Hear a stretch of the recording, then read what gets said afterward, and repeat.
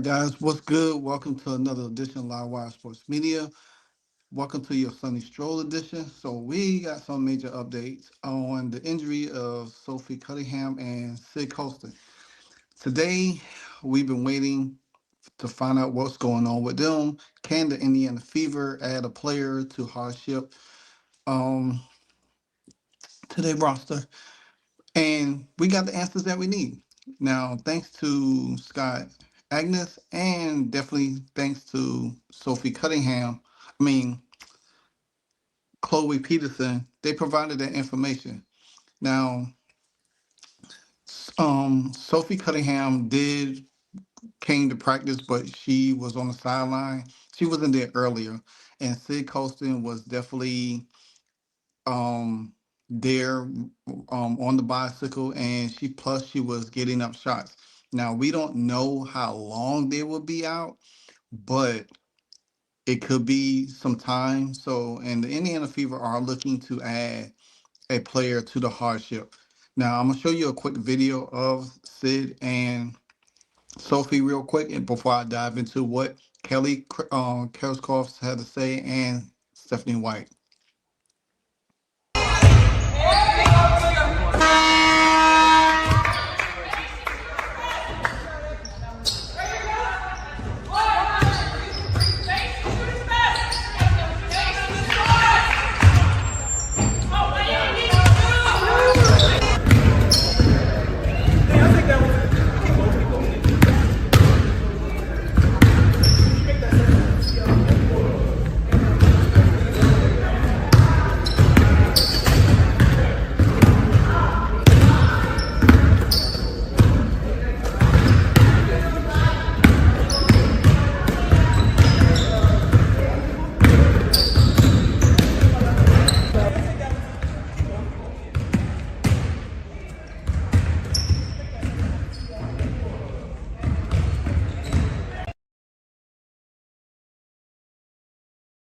If you could look at Sophie's ankle, you could tell it's pretty swollen. I think it's the right or left. I don't know, but the on the left side, the ankle does look swollen.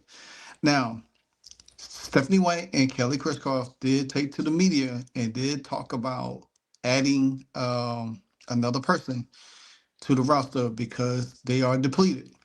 And like I said, even though Sid Colston is putting up shots and riding the bike, we don't know the extent of her injury and how long she's going to be out. So but her progress in the MRI has shown good signs, with Stephanie White say. So here's Stephanie White. For you, when you're thinking about a potential hardship player, are you valuing someone like knows the system, has been here, is it maybe best player available at that position? I think best player available at that position who can add value on both ends of the floor. Certainly we need to have someone who can add value on the defensive end.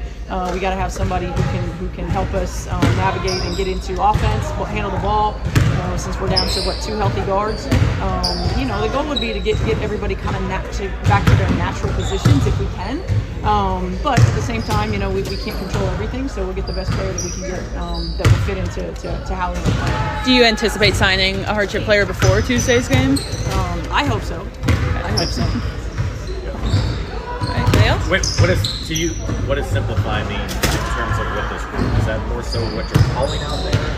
And more read and react, or what does that mean? Yeah, I think it's a little bit more calling and structure in our offense, a little less reading, so that we can kind of predetermine a little bit more. Maybe giving three or four actions or sets that they can run, as opposed to giving them 6 or 7 options. So we simplify it that way. Who's on the floor with whom, and then same thing defensively. We like to get to where we can cover different players different ways, but we're going to have some players playing out of position, so we got to simplify it and just get really good at one or two things. Yeah, DeWanna talked about kind of just not being in a rhythm after Friday's game. What do you do with all of these injuries and potentially bringing someone in to try to get into some semblance of a rhythm? I think the simplifying hopefully helps that. given them just a couple of things that we can focus on, and we continue to really rep over the last 2 days on both ends of the floor. Knowing that some players are going to be playing out of position and freeing them up to stay aggressive and just play. That's the fun, challenging part of the coaching situation is still putting them in positions to be successful while it might be a little bit outside their comfort zone.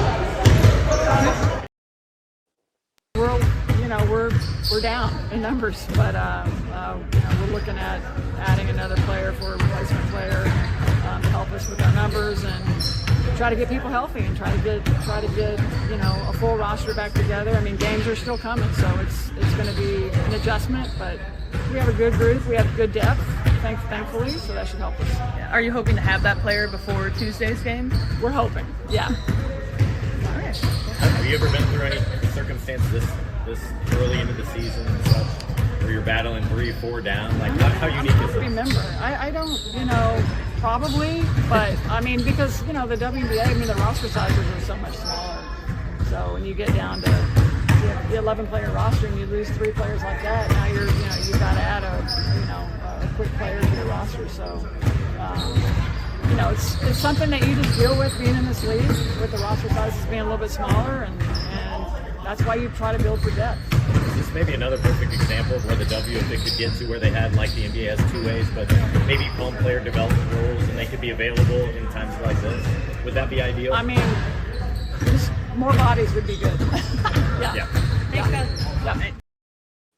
See, he asked the perfect question that I have opposed throughout all of my videos. Why don't the WNBA have a development league like the G League in the NBA where you could have players already in place, ready to go, so you could just pull them players up when you need them, and you don't have to go out searching or trying to say, well, I need this player to do this, I need this player to do that. You already have a player down there in place that's already in shape, already ready to go. You could just plug them in and run your team the way it is.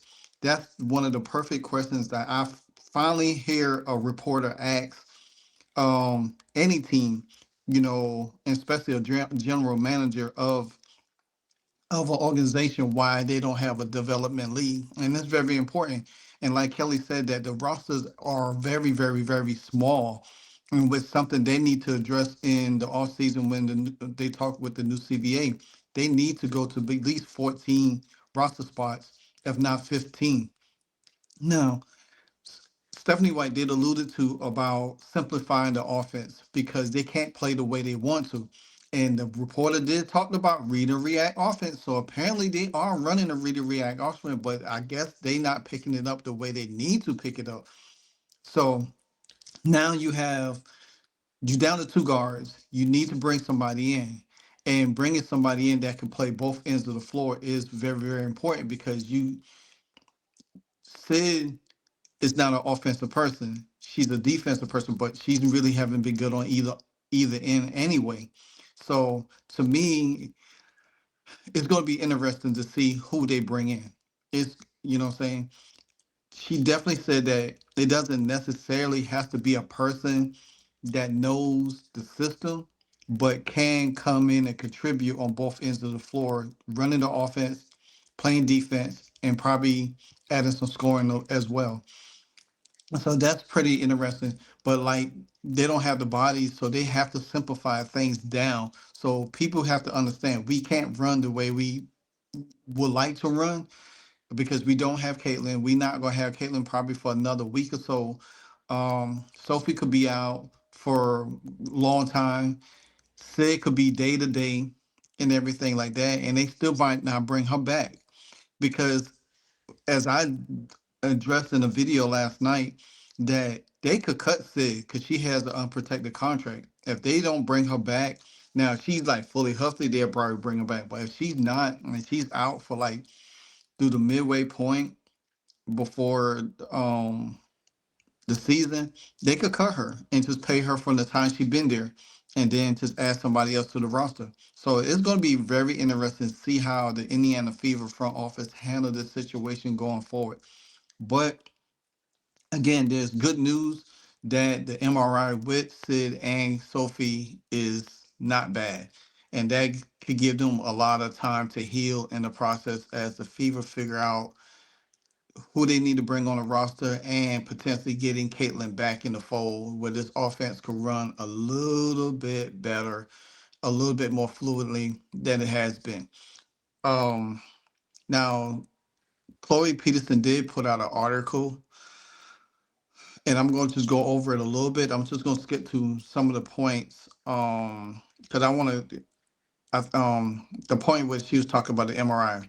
So this is from the Indy Star. She said that um, I think we got good news from both MRIs, as good as news as you could get coming from Stephanie White about Cunningham and Colson scans.